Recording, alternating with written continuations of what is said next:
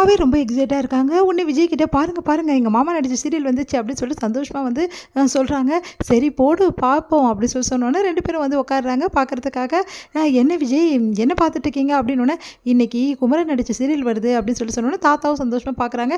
எல்லாருமே சந்தோஷமாக பார்த்துட்ருக்காங்க. சரி எங்கே உங்கள் மாமாவை காணோம் மெயின் ரோல்லாம் வந்துட்டாங்க, உங்கள் மாமா ஒன்றும் காணோம், இந்த சீரியலில் என்ன ரோலாக இருக்காரு உங்கள் மாமா அப்படின்னோடனே இப்போ வந்துருவார் பாருங்க அப்படி சொல்லிட்டு இருக்காங்க காவேரி. இங்கேயும் என்ன பண்ணுறாங்க குமரன் வீட்லேயும் வந்து எல்லாருமே வந்து குமரன், கங்கா, அதுக்கப்புறம் அவங்க தங்கச்சிங்க எல்லாருமே வந்து பார்த்துட்ருக்காங்க. பாட்டியும் வந்து சாரதாவும் பார்க்குறாங்க.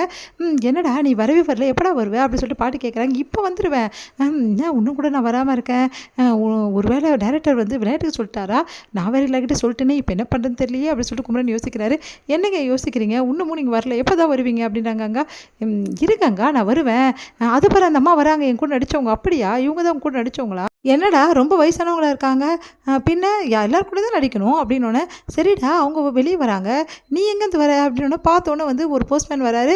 தோ நான் வந்துட்டேன் அப்படின்னு. நீ தானடா இது அப்படின்னு சொல்லிட்டு பார்க்குறாங்க எல்லாருமே, பாட்டி எல்லாருமே. என்னங்க இது போஸ்ட்மேன் வந்து வேடமாக நடிச்சிருக்கீங்க அப்படின்னா. ஆமாம் கங்கா அப்படின்னு சொல்லிட்டு பார்க்குறாங்க. அந்த லேடி வெளியே வராங்க. மேடம் லெட்டர்னு சொல்லிட்டு அவர் வந்து போஸ்ட்னு சொல்லிட்டு கொடுத்துட்டு அவங்ககிட்ட சைன் வாங்கிட்டு போகிறாரு.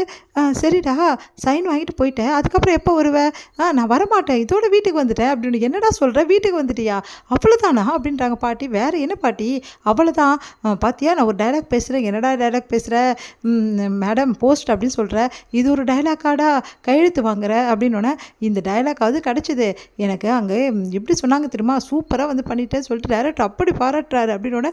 மாமா இதுக்கா மாமா இவ்வளோ பில்டப் கொடுத்தீங்க அப்படின்னு சொல்லிட்டு எல்லோரும் கேட்குறாங்க. ஏன்பா நான் நல்லா நடிக்கலையா, நல்லா தான் நடிச்சிருக்கீங்க அப்படின்ற மாதிரி சொல்கிறாங்க. உன்னை கங்காவை பார்த்து கங்கா சொல்லு கங்கா, உனக்கு பிடிக்கலையா அப்படின்னு. எனக்கு பிடிச்சிருக்கேங்க, பரவாயில்ல, இந்த அளவு வந்து நீங்கள் முயற்சி பண்ணியிருக்கீங்க, பெரிய விஷயம் அப்படின்றாங்க. ஆமாம் தம்பி உண்மையிலே பெரிய விஷயம், சாரதா எல்லோரும் பாராட்டுறாங்க. இங்கே வந்து விழுந்து விழுந்து சிரிக்கிறார் விஜய். அதை பார்த்துட்டு வந்து காவேரிக்கு என்ன பண்ண தெரியாமல் யோசிக்கிறாங்க.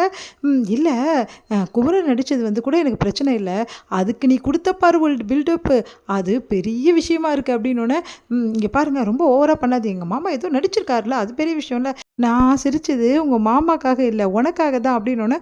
எனக்காக எதுக்கு சிரிக்கிறீங்க, பின்ன நீ கொடுத்த பில்டப்லாம் கொஞ்சம் நெஞ்சமா, எங்கள் மாமா இப்படி நடிச்சிருக்காரு அப்படி நடிச்சிருக்காரு, பெரிய வந்து ரோலில் நடிக்க போகிறாரு, என்னென்ன சொன்னேன், ஒரு சின்ன போஸ்ட்மேன் வேடத்தில் நடிச்சிருக்காரு, இது நல்ல விஷயம் தான் நடிச்சது, ஒரு சின்ன வேடம் வந்தாலும் பெரிய விஷயந்தான், ஆனால் நீ கொடுத்த பில்டப் இருக்கு அது ரொம்ப பெரிய விஷயம், அதுக்காக தான் நான் இப்போ சிரிக்கிறேன், ஏன் காவேரி இப்படிலாம் பல்ப்பு வாங்குற அப்படின்னு. இன்றைக்கி நீங்கள் இப்படி சிரிக்கிறீங்களே, ஒரு நாள் பாருங்கள் எங்கள் மாமா எவ்வளோ பெரிய ஆளாக ஆக போகிறாருன்னு, அதுக்கப்புறமா இருக்கு உங்களுக்கு, கண்டிப்பாக உங்கள் மாமா பெரிய ஆளாக ஆவார், ஆனால் நான் இல்லைன்னு சொல்ல, ஆனால் நீ பண்ணுற அட்டூழி தான் அதிகமாக இருக்குது, இப்போவே இப்படி பண்ணுற, இன்னும் உங்கள் மாமா பெரிய ஆள் ஆகிட்டா என்னென்ன பண்ணுவேன் அப்படின்னோடனே.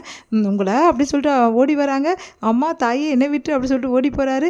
இந்த வாய்க்காண்டி இல்லைனா காவேரி ஒன்று அப்படி சொல்லிட்டு போகிறாரு. இப்படி கலாய்க்கிறீங்களா, உங்களை என்ன பண்ணுற பாருங்க சொல்லிட்டு துரத்துறாங்க. விஜய் ஓடி போகிறாரு. ராகினி இதை பார்த்து அப்படியே டென்ஷன் ஆயிடுறாங்க. பார்த்து வயிறாக எரியுது, என்ன இவங்க 2 பேரும் வீட்டில் இப்படி ஓடி போச்சு விளையாடுறாங்களே அப்படி டென்ஷன் ஆயிடுறாங்க. இதோட முடியுது.